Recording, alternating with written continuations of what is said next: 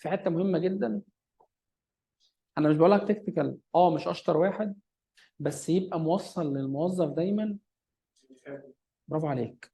ان انا مستغني شويه، يعني ايه بالبلدي كده اون ذا جراوند.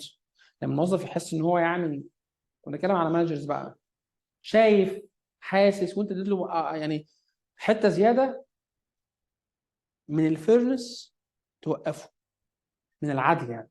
تقوم موقفه، من فضلك اعمل دي باللي انا بقوله. لك حتى كرياتيفيتي شويه. كان مثال، كنا عندنا ميتنج امبارح، ودي اسوأ حاجه ممكن تقابلوها، ان مدير كان موجود ونزل تايتل وانت بقيت عليه مدير جد. يس يس يس يس يس. انت وانت بتمانج ده مدير. ومعلش انا عارف كل التاسكات، من دورك بقى تدي له حته زياده كده على الناس اللي ستاف اللي تحت. بس معلش، I'm still manager، انا مدير. يس I'm still your manager، انا مديرك. يس. فلما اقول لحضرتك اعمل دي بس سبت لك براح، من فضلك ريبورتنج ارجع لي. عايزه حساسيه وحرفيه شويه، بس عمرها ما هتكبر او هتشتغل الا مش عارف مع الفايف رولز برضه.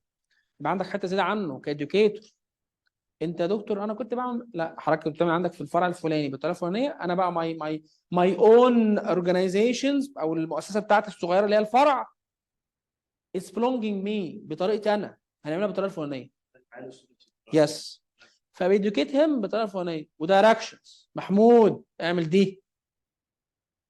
هو طبعا حسب برضه البيرسونال تايبس، تعالى نعمل كذا يا محمود او اعملها بالطريقه الفلانيه، بس في وقت دايركشن مهم.